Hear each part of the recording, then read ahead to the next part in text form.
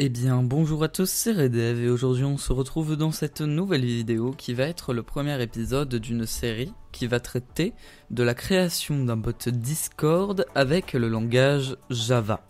Sachez que cette série n'est pas adaptée si vous n'avez pas déjà les bases dans le langage Java. Et par les bases, j'entends de bonnes notions en programmation orientée objet, en héritage, ainsi que, bien évidemment, tout ce qui va avec. Pour savoir si vous avez le niveau en Java pour suivre cette série, je vous conseille d'aller voir le premier lien en description qui sera un lien qui vous mènera vers l'exercice du Java Aquarium. N'hésitez pas à réaliser celui-ci pour voir si vous avez les compétences nécessaires à la réalisation de ce projet.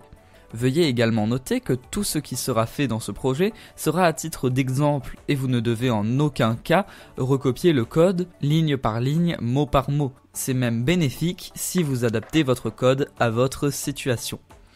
Donc dans cet épisode, nous allons d'abord commencer par la création de notre bot sur le portail développeur Discord. Ensuite, nous allons inviter notre bot et nous allons créer notre projet. Donc pour ceci, vous allez devoir vous rendre sur le second lien en description après le Java Aquarium qui sera ce portail Discord Developer. Donc dessus vous allez faire New Application et là vous allez donner un nom à votre bot. Personnellement ce sera Tutoriel. Create. Et là vous avez l'interface d'administration de votre bot, c'est-à-dire ce qui va vous permettre de changer son nom, sa photo de profil, etc. Donc pour le moment on va juste ajouter une photo de profil, voilà, je vais prendre celle-ci et je vais enregistrer les changements. Je vais ensuite pouvoir aller à gauche dans Bot et faire Add Bot, Yes Do It. Et voilà, c'est bon, nous avons notre bot prêt à l'emploi. Nous allons maintenant l'inviter sur un serveur. Pour cela, vous allez retourner dans General Information et vous allez faire Copy sur l'ID. Vous allez vous rendre sur le troisième lien en description qui est le Discord Permission Calculator et vous allez coller votre ID juste ici. Vous allez ensuite piocher Administrator et cliquer sur le lien comme ceci. Ensuite ici, vous allez choisir votre serveur Discord où vous voulez inviter le bot. Test bot pour ma part. Autoriser. On coche le CAPTCHA. Et c'est bon. Maintenant, si je me rends sur Discord, à droite, on voit bien que le bot a été invité. Juste ici. Donc ça fonctionne parfaitement. On va maintenant pouvoir passer à la création du projet Java. Donc pour ceci, nous allons nous rendre sur notre IDE. Personnellement, j'utiliserai IntelliJ tout au long de cette série. Donc vous ouvrez l'IDE et vous devriez arriver sur cette page. Donc vous allez faire New Project et à gauche, vous allez bien cliquer sur Gradle. Ensuite, vous allez faire Next et là, vous allez donner un nom à votre projet. Donc, personnellement, je vais l'appeler Tutorial Bot Discord. Voilà, on fait Finish. Et là, on attend que le projet Gradle se génère. Et quand les dossiers s'ouvrent et sont entièrement générés, ça veut dire qu'on a terminé avec la génération de notre projet. Donc nous allons maintenant pouvoir passer à l'installation des différentes librairies qui vont nous être utiles au cours de notre développement de bot Discord. Donc en premier, on va utiliser l'API JavaCord, qui est une API qui va nous permettre du coup de communiquer avec Discord via le langage Java. Donc on fait View Wiki, juste ici, à gauche Download Installation, et là vous allez copier le implementation org.javacord de .tatatatata. Ensuite ici, après la ligne 13, donc après votre test compile, vous allez pouvoir coller cette ligne. Nous allons également ajouter une autre librairie qui s'appelle TOML4J et qui va nous permettre d'utiliser le langage JSON dans le cadre de notre config. Donc nous n'allons pas avoir besoin de cette documentation car dessus ils utilisent Maven et nous on utilise Gradle. Donc cette fois pour ajouter la librairie vous allez aller juste après dans le build.gradle et rajouter la ligne implementation et là vous allez mettre com.moand jisana.toml de .toml4j 2.0.7.2. Si vous avez peur de ne pas réussir à copier correctement cette ligne, elle sera présente en description. Ensuite, vous pouvez faire le raccourci clavier Shift Ctrl O qui va réimporter toutes nos dépendances. Donc on peut attendre un petit peu. Et une fois qu'ici, vous n'avez plus aucun message nulle part, ça veut dire que vos dépendances sont là. Donc vous pouvez fermer en bas l'onglet Build. Et à la racine de notre projet, nous allons faire clic droit, New File, et on va l'appeler config config.toml. Donc c'est dans ce fichier-là qu'on va stocker la configuration de notre bot. Donc on va d'abord commencer par créer une catégorie bot. Donc pour cela, vous mettez des crochets et vous écrivez bot. Vous allez ensuite à la ligne et vous faites préfixe égal et des guillemets vides et token égal et des guillemets vides. Donc en premier, on va aller chercher notre token. Pour cela, vous devez retourner sur le Discord Developer Portal juste ici.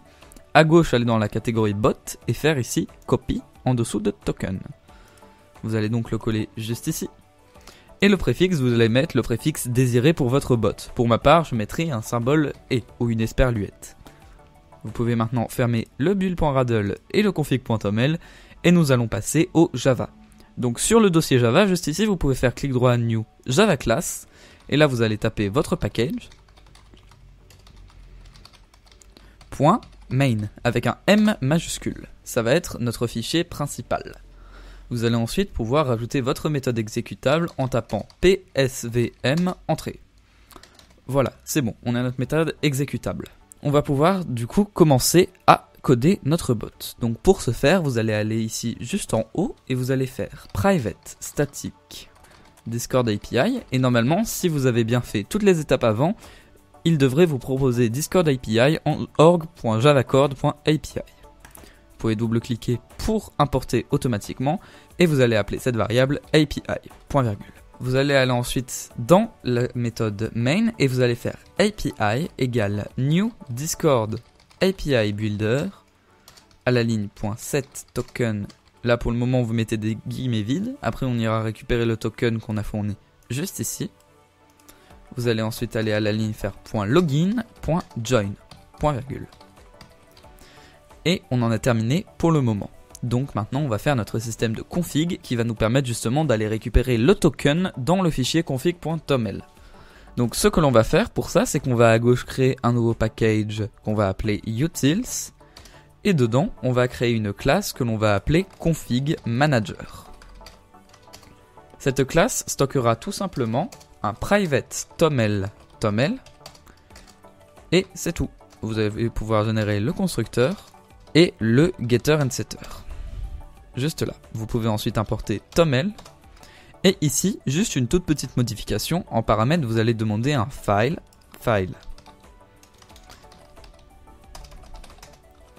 Et là, à la place ici, vous allez faire new toml parenthèse.read file. Et on en a terminé avec notre config manager. Donc on peut le fermer.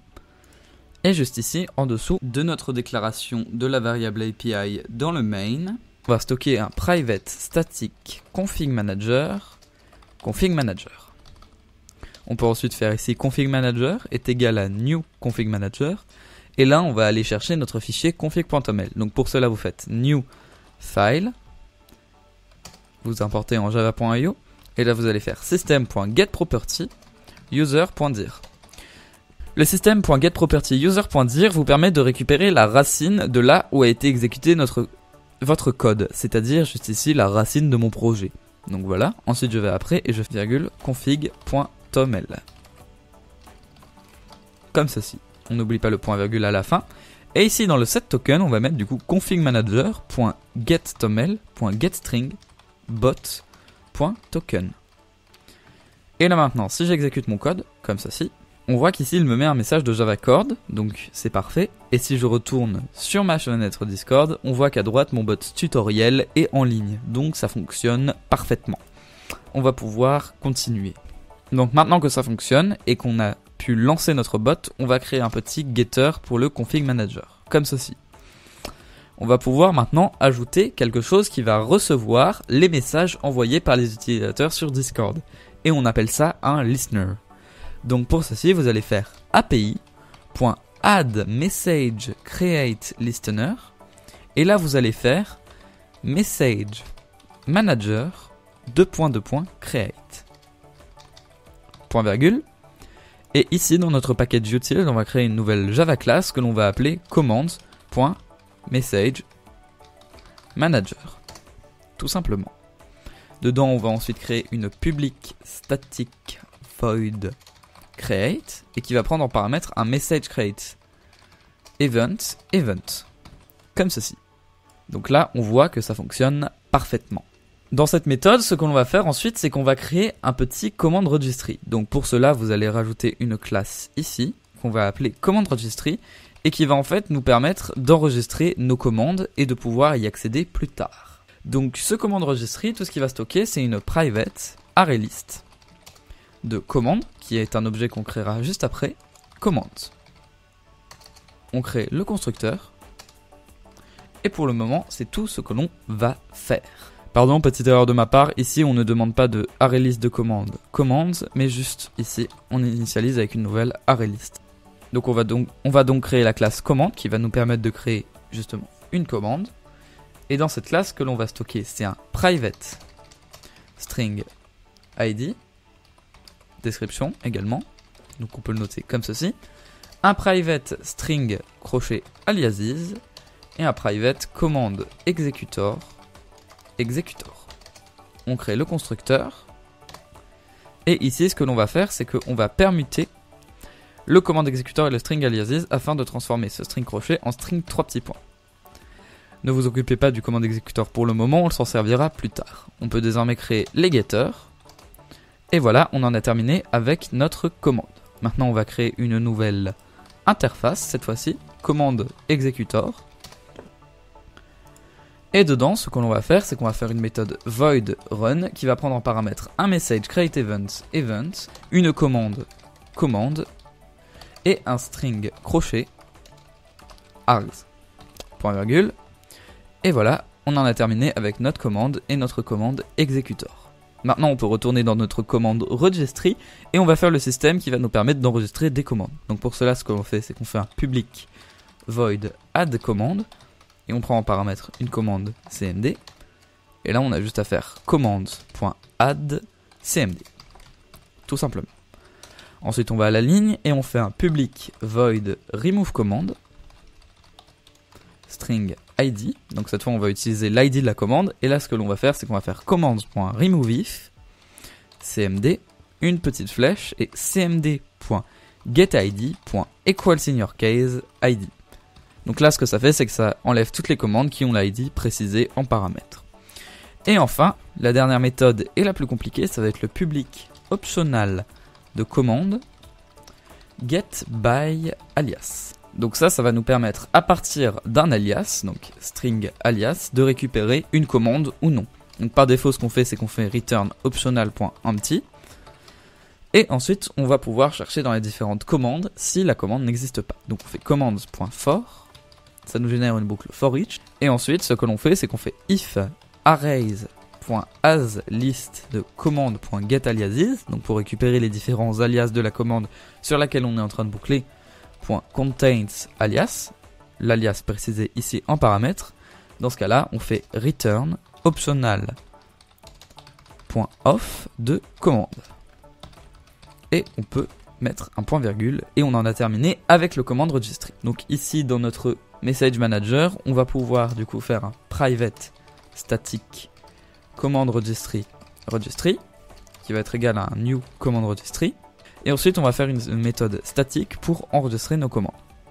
Donc pour le moment on ne va pas enregistrer de commandes, on va juste s'occuper de la manière de les traiter. Vous allez voir, ça ne va pas être très compliqué.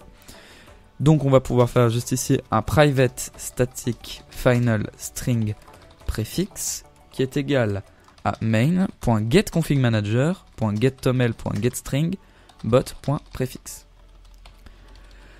Là, ce que l'on va faire, qu'on va vérifier, c'est if event.getMessageContent.startWith préfixe. Dans ce cas-là, que c'est une commande relative à notre bot.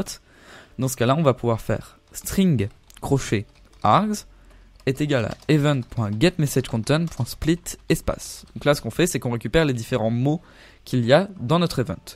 Typiquement, si je fais par exemple help salut, ça va nous récupérer une liste qui va contenir help et salut. Voilà, donc on va ensuite récupérer le nom de la commande qui a été précisée, c'est-à-dire le premier argument, donc string command name égale args 0, sauf que on veut aussi enlever le préfixe pour récupérer juste le nom de la commande. Donc pour cela, ce qu'on fait, c'est qu'on fait .substring préfixe.length comme ceci, et ensuite on enlève le premier élément de nos arguments comme ceci, args égale args.length égale 1. Donc si la longueur des arguments est égale à 1, c'est-à-dire qu'il a juste le nom de la commande, dans ce cas-là, on fait juste un new string 0 parce que on ne veut pas obtenir d'illegal argument exception. Sinon, donc on met 2 points et là on fait arrays.copyOfRange et là on fait args, args.length-1. Et c'est bon, on en a presque terminé.